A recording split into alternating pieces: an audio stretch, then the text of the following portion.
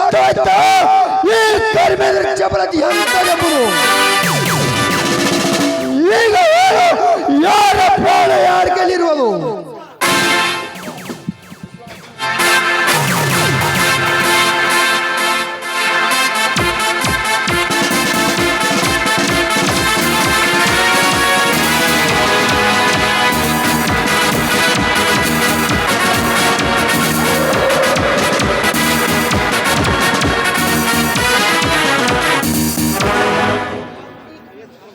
ಲೋಕ ಮುಗಿತು ನಿನ್ನ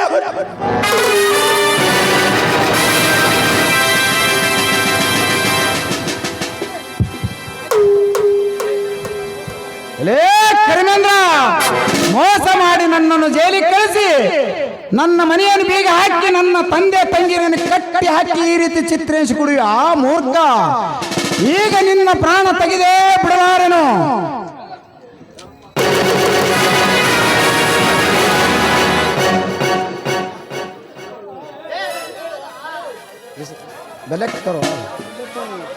ವಿಶ್ವ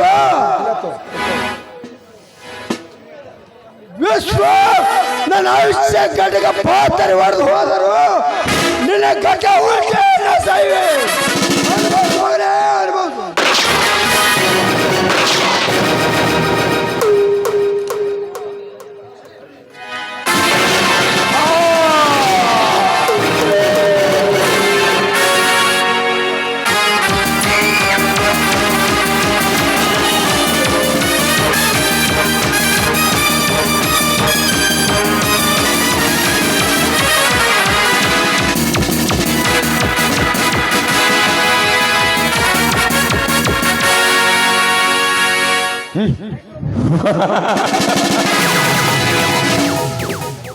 ಲೋಕ್ಯ, ಈಗಲಾದರೂ ತಿಳಿಯಿತೆ ಈ ಧರ್ಮೇಂದ್ರನ ಸಾಹಸ ಎಂಥದು ಎಂಬುದನ್ನು. ಈಗಲಾದರೂ ನೋಡಿ ತಿಳಿಯಲಿ. ಈಗಲಾದರೂ ನಿನ್ನ ಮಕ್ಕಳ ಸ್ಥಿತಿ ನೋಡಿ ತಿಳಿಯಲಿ. ಈ ಜಗತ್ತಿನ ಜನ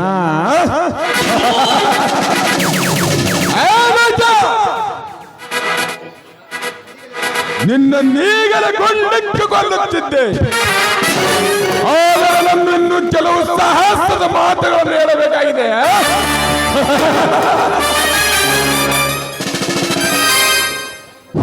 ಸತ್ತು ಹೋಗುತ್ತದೆ ಶರೀರಕ್ಕೆ ಮತ್ತೆ ಗಾಯದ ಮೇಲೆ ಮತ್ತೆ ಬರಿಯಳಿಯಂತೆ ಮಾಡಬೇಡಿ.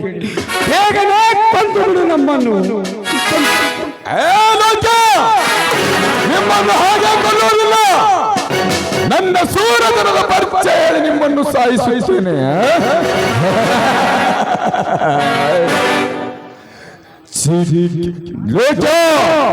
ನಾನೇ ಬೋಧ ಸೂರ ಕರ್ಣನೆಂದು ಮೆರೆಯುತ್ತಿರುವ ನಿನ್ನ ಹೆಂಡತಿ ಆ ನಿನ್ನ ಕಿರಿಯ ಮಗ ಕಾಶಿನಾಥನನ್ನು ಕದ್ದು ತಂದವರು ಬೇರೆ ಯಾರೂ ಅಲ್ಲ,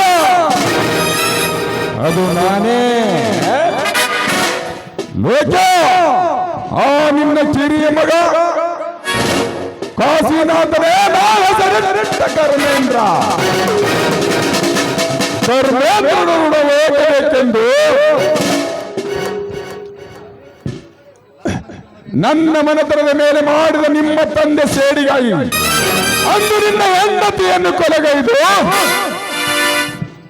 ಅಂದೇ ಅವಳನ್ನು ಹತ್ಯೆಗೈದು ಬಿಟ್ಟ. ಮುಗಿಸೋದಿಲ್ಲ ಯಾಸಿತನದ ಕಾರ್ಯವನ್ನು.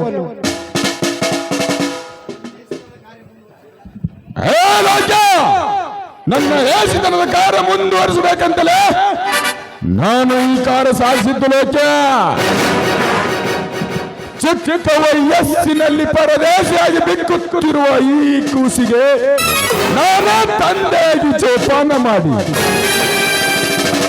ಅವನಿಂದಲೇ ಅವನನ್ನು ಕೊಲೆ ಡಕಾಯಿತರನ್ನಾಗಿ ಮಾಡಿ ಅವನಿಂದಲೇ ಸಾಕಷ್ಟು ಹಣವನ್ನು ಸಂಪಾದನೆ ಮಾಡಿಕೊಂಡು ಮನೆ ತುಂಬ ಹಣ ತುಂಬಿದ ಮೇಲೆ ಈ ಕರ್ಮೇಂದ್ರಬೇಕೆಂದು ಅವನಿಂದಲೇ ಬೆಂಕಿ ಇಳಿಸಿದ್ದೆ ನಿನ್ನ ಮನೆತನಕ್ಕೆ. ಮುಗಿಲೆತ್ತೂರಿದೇಳುವ ಉರಿಯಲ್ಲಿ ಮತ್ತಷ್ಟು ತುಪ್ಪ ಚೆಲ್ಲಿದಂತೆ ತನ್ನ ತಂಗಿಯಾದ ಜಯಶ್ರೀಯನ್ನು ಬಲಾತ್ಕಾರಕ್ಕೆಳೆದನು. ನನ್ನ ಪ್ರತಿಯೊಂದು ಕಾರ್ಯಕ್ಕೆ ಅಡ್ಡಿಯಾಗಿ ಬರುತ್ತಿರುವ ಈ ವಿಶ್ವನಾಥನನ್ನು ಮೊದಲು ಕೊಂದಿಟ್ಟು ಕೊಲ್ಲು ಎಂದಾಗ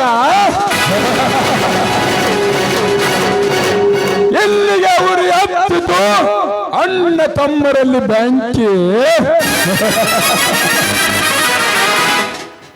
ಆ ಬೆಂಕಿಯಲ್ಲಿ ನಿನ್ನ ಇಬ್ಬರು ಪುಂಡು ಮಕ್ಕಳು ಸತ್ತರೆಂದು ತಿಳಿದಾಗ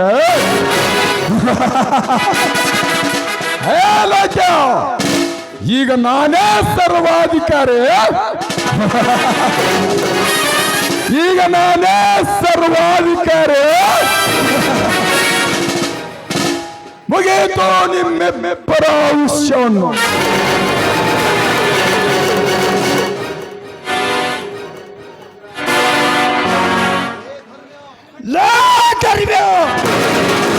ಅಖಂಡ ಭಾರತ ಖಂಡದಲ್ಲಿ ಖ್ಯಾತಿರಿಸಿಕೊಂಡಿರುವ ನನ್ನ ತಂದೆಗೆ ನನ್ನಿಂದಲೇ ಬೆಂಕಿ ಹಚ್ಚುವಾಗ ಮಾಡಿದ ಮಗನೇ ಮುಗಿಯಿತು.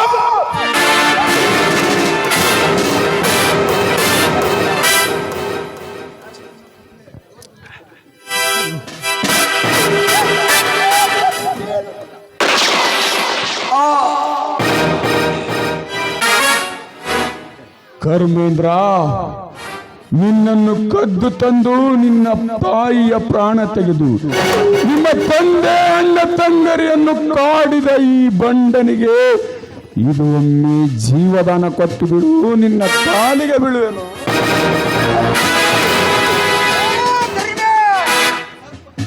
ಸರ್ಪಕ್ಕೆ ಸರ್ಪ ಆದಾಗಲೇ ತಿಳಿದು ಈ ಸಮಾಜಕ್ಕೆ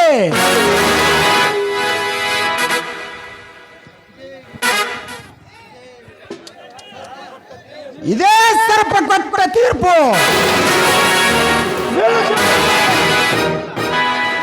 ಪರಶುರಾಮನ ಕೊಡ್ಲಿತ್ತ ಅಣ್ಣ, ಈ ಬೇಟೆ ನನ್ನದು. ಅನುಭವಿಸು ಮಗನೇ, ಅನುಭವಿಸು. ತರ್ಬೇ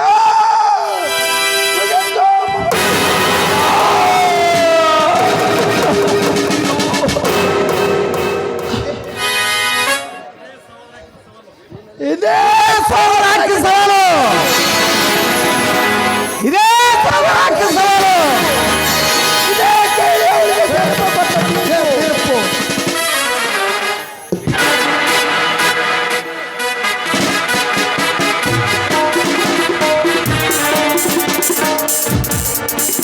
ಅಣ್ಣ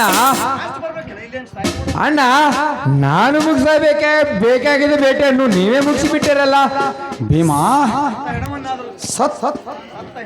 ಸತ್ತ ಹೆಣವಾದರೂ ತುಂಡರಿಸುತ್ತೇನೆ ಅಂತ ಶಪಥ ಮಾಡಿದ್ದೇನೆ.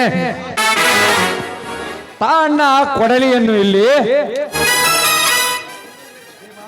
ಭೀಮಾ, ಸತ್ತ ಹೆಣವನ್ನು ಕತ್ತರಿಸದಲ್ಲಿ ಏನು ಪ್ರಯೋಜನ ಇಲ್ಲ. ಬಡವರ ರಕ್ತದಿಂದ ಹೆಪ್ಪ ಹಾಕಿದಿ ದಯ. ನಿನ್ನ ತಂದೆ ತಾಯಿ ಹೆಂಡತಿಗೆ ಗದ್ದೆಗೆ ನೆವದೆ ಹಿಡಿದು ಬಿಡು. ಅಷ್ಟೇ ಮಾಡುತ್ತೇನೆ ಅಣ್ಣ.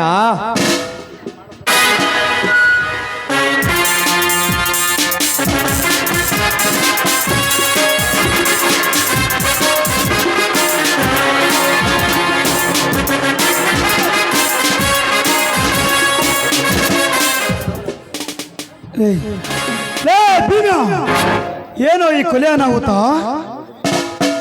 ಕಾನೂನಿನ ಪ್ರಕಾರ ನಿಮ್ಮೆಲ್ಲರನ್ನು ಅರೆಸ್ಟ್ ಮಾಡಬೇಕಾಗುತ್ತದೆ. ಹೌದು ಸರ್, ಈ ಕೊಲೆ ಮಾಡಿದ್ದು ನಾನೇ. ನನ್ನನ್ನು ಅರೆಸ್ಟ್ ಮಾಡಿ. ಭೀಮಾ, ಇದೇನಲ್ಲ? ಹೌದು ಅಣ್ಣ, ನೀವು ತಂದೆ ತಂಗಿಯರನ್ನು ನೀವು ಕರೆದುಕೊಂಡು ನೀವು ಮನೆಗೆ ನಡೆಯಿರಿ. ಈ ಪಾಪಿಗೆ ತಕ್ಕ ಶಿಕ್ಷೆ ಆಗಲೇಬೇಕು. ಸರ್, ನನ್ನನ್ನು ಅರೆಸ್ಟ್ ಮಾಡಿ. ಈ ಶವವನ್ನು ಪಂಚನ ಮಾಡಿಕೊಂಡು